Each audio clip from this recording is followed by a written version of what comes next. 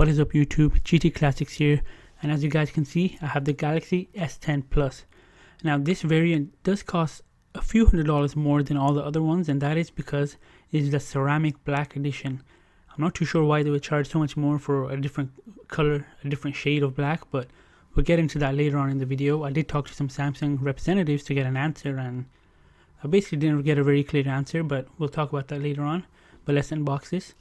And one other thing, I'll have a separate video on the LED cover, customizable LED lighting effect. I'm excited to see a case like this, never seen it before. So there will be a separate video, link in the description.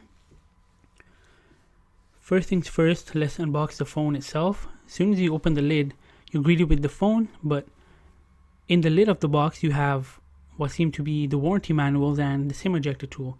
It's a little bit odd, usually it will be underneath the phone, but instead it is in the lid, which means it's basically sitting flat on top of the phone. But let's put that aside, there's nothing too fun to see in there. And there you see the S10 Plus dual camera punch out in the display. And taking a look into the rest of the box, we have adaptive fast charge, which does not come with iPhones unfortunately. A USB to USB Type-C connector to connect anything like a flash drive to transfer files or even connect to your other phone. We have a Type-C charging cable, data transfer cable, and headphones that are by AKG. Now, for those of you who don't know, these headphones are not built by AKG. They're actually Samsung headphones that have been tuned. The software has kind of been tuned by AKG, and I guess they gave them the right to put their own branding just to as a marketing scheme. They're not the best headphones. I'd say they're the same as the ones that you used to get before they were tuned by AKG. I don't see much difference in clarity or sound. Now taking a look at the phone itself, this is a ceramic black. The trim on this phone is kind of like, it's silver, but it has some sort of gray. I mean, it's not a gunmetal, it's a very light gunmetal, if you would say. Let's take off the plastic. Extremely shiny black. It's actually very nice, but I'm not too sure if it's worth the $300 difference. It is definitely going to be a fingerprint magnet. We'll check on that later on in the video. Now the front does come with a screen protector, as you guys can see around the camera holes. It is a plastic screen protector, and that is because glass screen protectors actually do interfere with the fingerprint scanner, which is in the screen.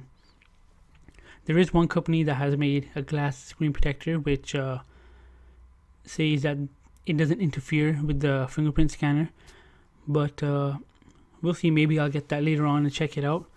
I'm not a fan of plastic screen protectors. I find that the glass ones are a lot stronger from personal experience on dropping phones. Let's power this on. So just a reminder, do not peel the front plastic off because it is not plastic. It is an actual screen protector that they give you on the phone. So only remove that if you have another one to put on, because I mean, it's a big phone, you don't want to scratch it up. It's brand new, right?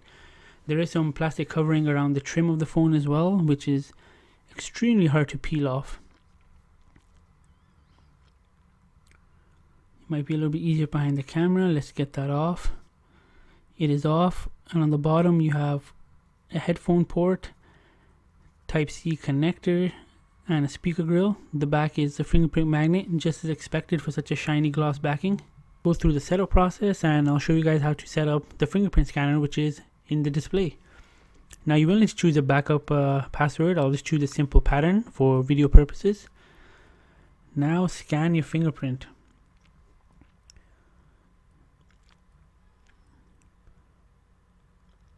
It is fairly simple. I mean, it's what you expect on a fingerprint scanner, like a physical button, as you've seen on previous Samsung phones and iPhones. It does feel a little bit different. I mean, you are pressing on a piece of glass compared to an actual dedicated button. Now at 80%, get a full scan, rotate your finger, make it easier to unlock when you're unlocking it on an angle or if you're unlocking it in a single hand. Fingerprint added.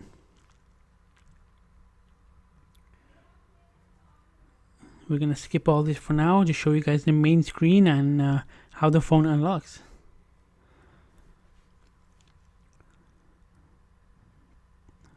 It actually does look nice. There's a Bixby button on the side. We'll talk about that a little bit later on. And the screen actually can be off. You don't need to power on the screen. You don't need to wake up the screen before using a fingerprint scanner. The fingerprint scanner is always on and ready to go underneath the screen. As you guys can see, there is a little bit of a ripple effect around your thumb, like a water ripple effect when you're unlocking the phone. But one thing that is a little bit odd is when you're holding the phone in a single hand and you try unlocking it with the same thumb, I feel the scanner is a little bit too low on the screen, and if your thumb is on an angle, like right now I'm using two hands, so my right thumb to be exact is completely straight when unlocking it. But if you're holding the phone, say with your right hand, and you're unlocking it with your right thumb, your thumb is more on an angle and it doesn't unlock as well. Left side we have the volume buttons and a Bixby button. On the right side, power button, up top, SIM tray, and some microphones. Now an interesting, they do have the headphone jack, like I said. Yes, everybody go ahead and clap. There is a Bixby button on the left side, and this actually can be remapped, but there's a little bit of a trick to it. You can remap it to almost anything you want besides another voice assistance. And with this button, you can unlock two apps, a single press and a double press. Now, out of that single press and double press, at least one of those actions have to launch Bixby, and the other action cannot launch another voice assistant. So that's the only trick to it. So single press, I'll probably set it up to maybe a camera or my favorite app, and then double press I'll keep to Bixby, because you do sometimes single press it by mistake, but you will not double press it. Taking a look at the wallpapers, they actually did something a little smart, something a little sneaky. All the wallpapers have a dark top right corner, and that is to hide the front facing cameras. It's not completely blacked out, but they definitely do go darker to minimize the, I guess, the eyesore. It might be an eyesore to some people. I actually like it. I don't mind the hole punch style cutout for the front facing cameras, but some people don't like it. And I think one way they're trying to kind of hide it or disguise it is by making the wallpaper really dark in the top right corner, which is definitely nice. Here's a side-by-side comparison with the iPhone X, both phones without a case. Now to me, the Samsung phones always have felt a lot better, maybe because I'm a bigger phone kind of guy, and when I turn the iPhone you see it's not as bright, and that's because of a privacy screen protector. There's nothing wrong with the phone, so the screen does seem a little duller on the iPhone, but I mean, Samsung's always known for more contrast and more exaggerated colors on all the screens, and that's definitely the case here as well. That'll be all for this video, guys. This is just a quick unboxing. I'll have a link in the description to the video of the LED cover that I'll have on as well. Be sure to subscribe, comment, like the videos. If you have any questions, do let me know. If there's any certain video you want to see, also do let me know. So be sure to comment, subscribe, and follow on social media as well.